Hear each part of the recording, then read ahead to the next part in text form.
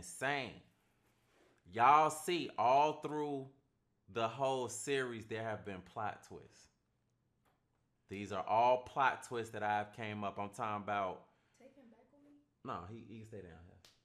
Close the door so he can stay in here. These are all plot twists that I have came up with. Morocco.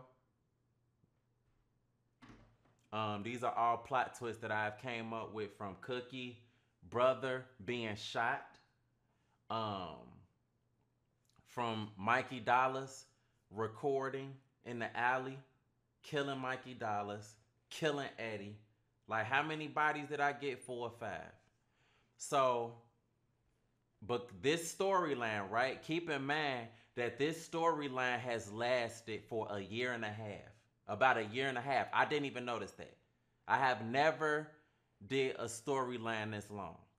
I've never did a storyline this long, but my imagination was running wild, right? My imagination was running wild with this shit. That's why it was just so much shit going on, okay? And usually I'll do stories.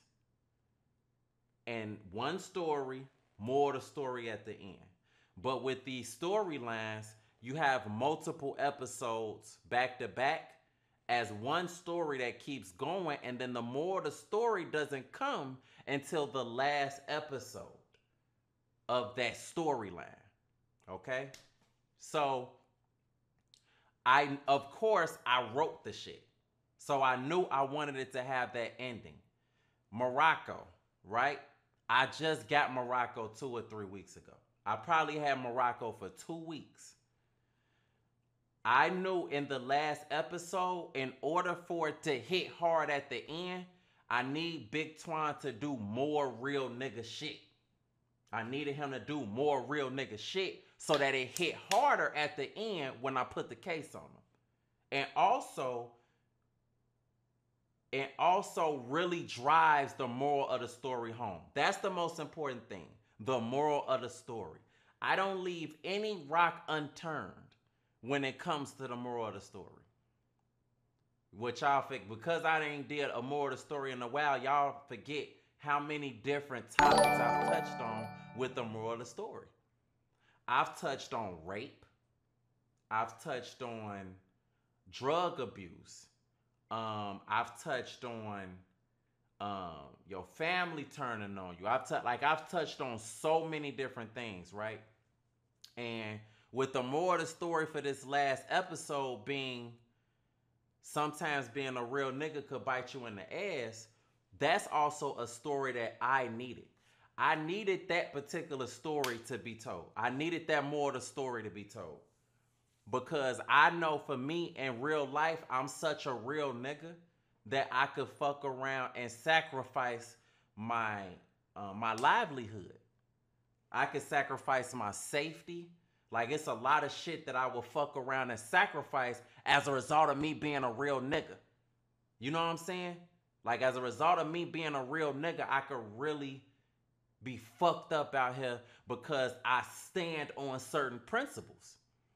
So as y'all can see, Big Twon's character was a character that through thick and thin, whenever it was time for me to pop somebody, Big Twon was right there. He ain't ask no questions. He ain't do nothing. Niggas was, whenever I needed to hop in traffic, let's go into the specifics of some of the shit in this whole storyline. Picture even how whenever I needed him to pick me up, he was there. In real life, y'all know people, motherfuckers be like, you got gas money? Or motherfuckers like, I gotta do this and do that. We can't, in real life, we can't get motherfuckers to pull up like that. We can't do that. Like, you know what I'm saying? So even with him pulling up, every time, whatever I was with, he was with everything. And that's why Big Twon's character is the best friend that everybody needs. Like, you know what I'm saying? How many do y'all get? Y'all probably don't get motherfuckers that'll be by your side if you kill a nigga. Big Twon helped me to stash a body. We both, I killed the nigga, and then he helped me to dump it in Lake Michigan. Like, you know what I'm saying? Like it was, his character was meant to be what it was. My girlfriend in the show, of course, Cookie, bad. Cookie bad. He could have whooped her shit and he didn't. Everything lead up to the moral of the story. You have to, with this film shit, like you gotta structure that shit. And the whole internet is pissed at me. Everybody pissed at me, but I'm not gonna lie to you, G. It makes me so happy. And why does it make me happy? Because how pissed off the internet is at me is a reflection of my writing ability. I am a problem in this film industry. For sure. Like, you know what I'm saying? With the writing, with the acting, with the everything, like just to know that I was able to structure some shit like that and be able to have everybody be on that. That's an expression of a job well done. And it's also an expression of just how many people be tuned in with that shit. This is very similar to how everybody felt about Tariq from Power. Very similar. This is the same shit. And it's like everybody felt the way about Tariq. And bro, he was an actor on a show. He was an actor on a show. So it's like I got a lot more in store. You know what I'm saying? Of course, everybody like, man, your ass a snitch. You bit the cheese. Da da da da. I had to get that more of the story out, and there's gonna be more shit. It's gonna be more shit. It's gonna be more stories and more shit that I'm gonna be hitting on. Some shit y'all gonna be like, Corporate, you the neighborhood hero. And some shit you gonna be like, Corporate, your ass a bitch. But at the end of the day, I'm an artist. I am a creative. And I'm not afraid to go into I'm not afraid to travel into certain arenas for shit.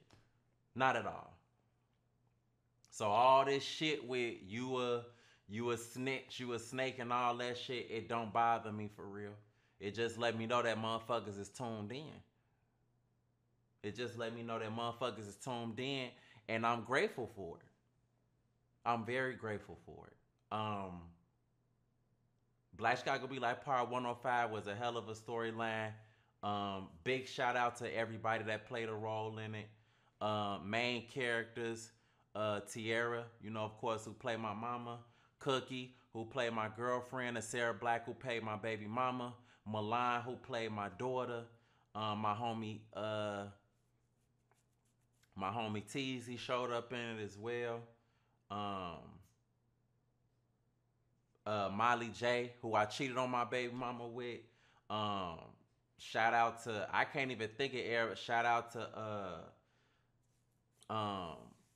man, there's so many different appearances in this motherfucker. Shout out to PGF Nook,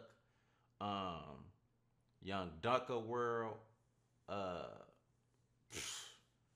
My brain is just fucking Star Baby Cat. Definitely, she was a villain. She stabbed Cookie up.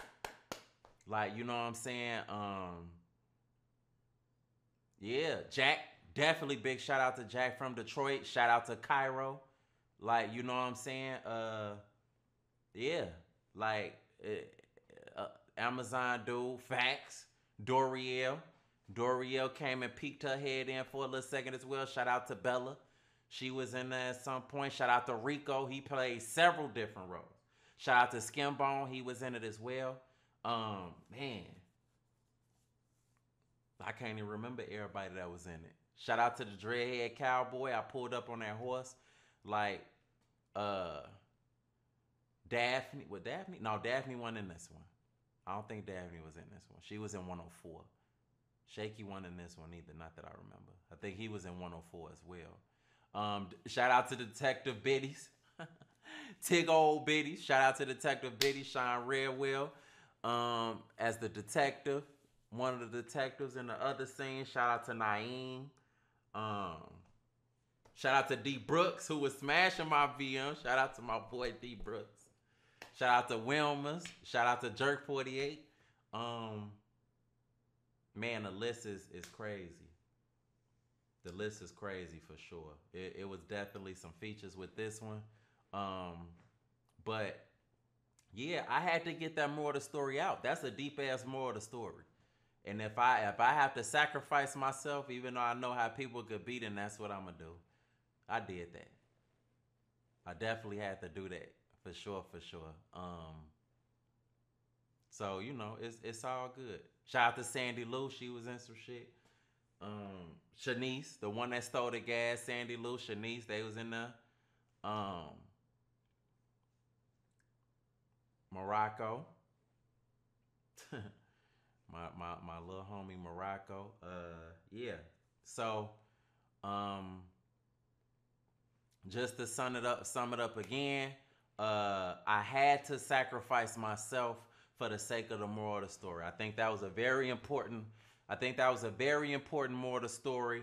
And I wanted that bitch to go out with a bang. Y'all did not see that coming. Y'all didn't see that coming. Y'all was waiting for the episode for a while, which I'm also gonna go into why it took so long for that last episode. What the fuck this mark is on my eye. This also came for Black Chicago Beat. Well, let me talk about this one. Shout out to Harvey Dent. Harvey Dent is the one that my mama was cheating on with Eddie before I popped Eddie. Shout out to Mikey Dollars as well. Shout out to Cole Bennett. Cole Bennett made a little feature in there as well. But I'ma just be thinking of motherfuckers as I go because I had a lot of different features. But this right here, so in the scene with the rat. Now with Harvey Dent, that's his pet rat for real. That nigga really got a pet rat. He funny as hell for that. Like, you know what I'm saying? Oh, shout out to SG Batman for sure. Facts. He really got a pet rat. Shout out to Bart. Shout out to Bart too. He was in that. And definitely shout out to Chris D. Lofton from Power. For sure. He the reason I killed Cookie Brother. Shout out to my brother for sure. Shout out to that croc. Shout out to that alligator. Shout out to them turtles, them tortoises. Shout out to that 12-inch anaconda. I went fucking crazy with this story. I went fucking crazy with the story. Shout out to Kush Poppy. Shout out to the Tacky Twins as well. Shout out to Baja. She was in the episode as well. Shout out to the real Danny. No, Danny Girl. Yeah, shout out to Danny Girl. But